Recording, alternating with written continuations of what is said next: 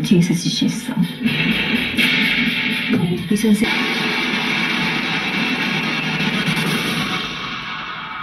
이 선생 잡을 겁니다.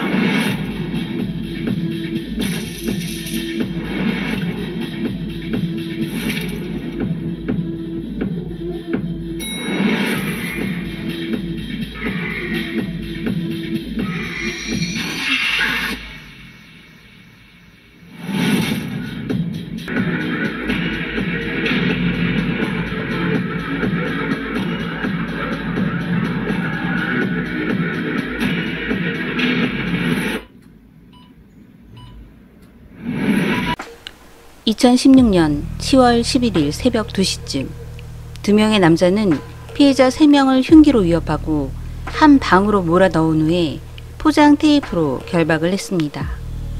피해자들에게서 비밀번호를 알아낸 둘은 금고에서 250만원가량을 훔쳐 피해자 3명을 차 트렁크에 싣고 나섭니다. 두 남자는 사탕수수밭에 내려서 피해자 3명을 차례로 총으로 살해했습니다.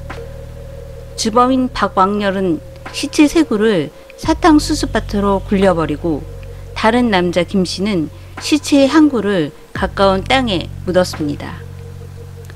둘은 사탕수수밭이 있는 방향에서 고양빌 쪽으로 돌아가서 피해자들의 숙소에서 범행 흔적을 지웠습니다.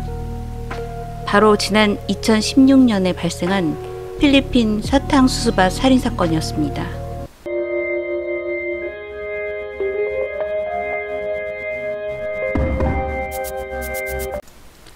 안녕하세요. 미스터리한 사건과 사고를 전하는 콜드케이스 크리스비입니다. 박왕렬의 공범 김씨는 한국으로 귀국하고 창원에 있다가 경찰에게 긴급 체포됐습니다. 박왕렬을 놓쳤기 때문에 김씨의 자백을 받아내야 했고 계속된 추궁 끝에 김씨는 사건의 전말을 말했습니다. 피해자들은 평소 알고 지내던 박왕렬에게 도움을 청해 필리핀으로 도피 중이었고 은신처를 제공받은 대가로 셋은 박씨가 운영하는 카지노에 공동 투자를 했는데 몇 달 뒤 돈 문제로 다툼이 있었고 살해까지 했다고 합니다. 이후 박왕렬은 2016년 11월 경찰에 붙잡혔으나 필리핀 외국인 수용소에서 탈출했습니다. 현재 인터폴 적색 수배가 내려진 상태로 행적이 묘연하다고 합니다. 지난주 토요일에 방송된 그것이 알고 싶다의 제작진은 텔레그램을 이용해 거물 마야광 마왕 전세계가 박왕렬과 동일 인물임을 알게 되고 메시지를 보냈고 2시간 간격으로 간단한 의사를 표현하던 전세계는 박왕렬 씨 본인 되시나요? 라는 질문을 하자 대답을 하지 않았습니다. 우리나라에서도 마약을 다룬 영화들이 많이 나왔습니다. 아저씨, 독전, 사생결단, 마야광 등. 하지만 저는 모두 이 영화를 픽션으로만 봤습니다. 조직 폭력배가 아닌 일반인이 마약을 비밀 거래하고 소위 마약 던지기라고 하며 어딘가에 마약을 숨기고 사진을 찍어 보내고 돈 역시 어딘가에 숨겨두면 찾아가는 것이 이제는 현실입니다. 마약은 어떻게 구입을 하는 걸까요? 스마트폰 터치 몇 번이면 대마초부터 필로폰까지 온갖 마약 광고들이 쏟아집니다. 텔레그램 등을 통해 손쉬운 거래가 가능해지면서 10대 청소년들도 마음만 먹으면 어렵지 않게 마약을 구할 수 있다고 합니다. 온라인 마약상들은 무료 마약 나눔 이벤트로 사람들의 호기심을 자극하고 있으며 심지어는 10대 청소년들에게 마약 던지기 아르바이트를 제안하며 범죄의 길로 유혹하고 있습니다. 그것이 알고 싶다 제작진은 텔레그램의 마약 판매방을 알아보기 위해 그곳에서 만난 다양한 전직 마약 판매업자들을 만났고 일명 쿡이라고 불리는 필로폰 제조업자, 본인이 마약 공급책이었다고 주장하는 20대 유학생, 전직 필로폰 판매 조직원, 그리고 디베브로 마약을 밀수했다는 청년을 만났습니다.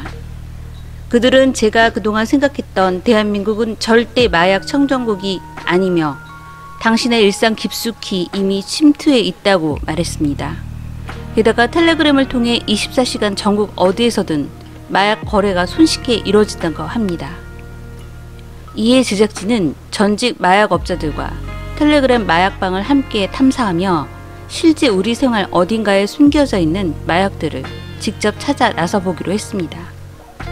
과연 이른바 던지기 작업으로 숨겨진 마약을 찾아낼 수 있었던 걸까요?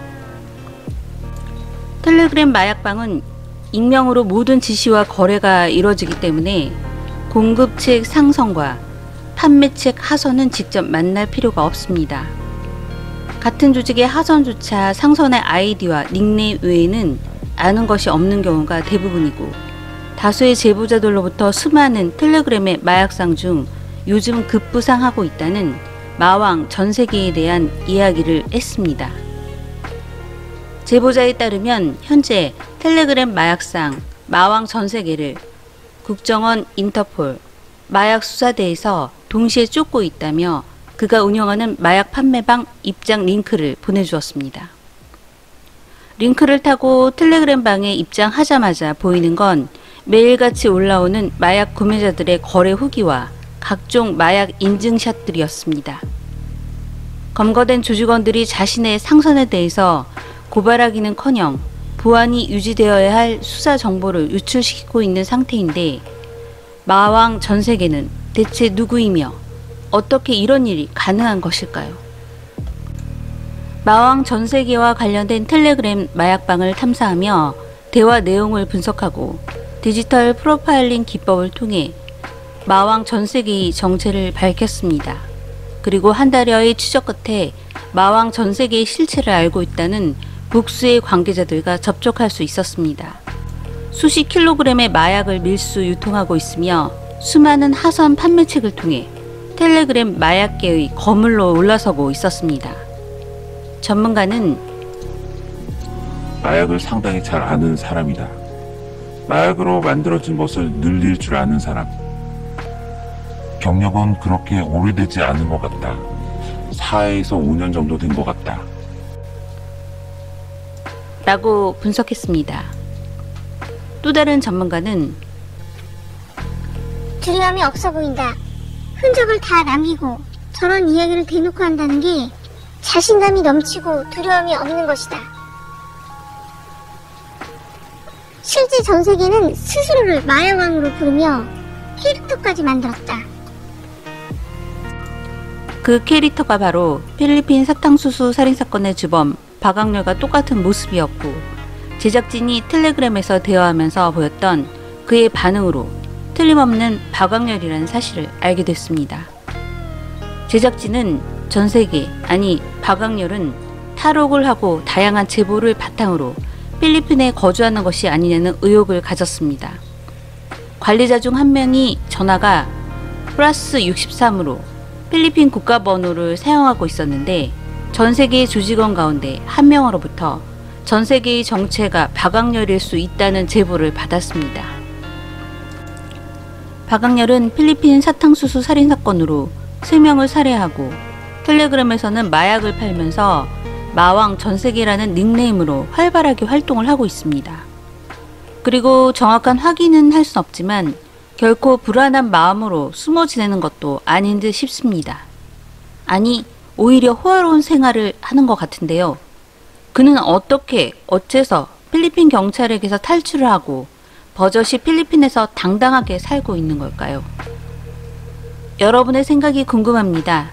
저는 콜드케이스 크리스비였습니다. 시청해주셔서 감사합니다.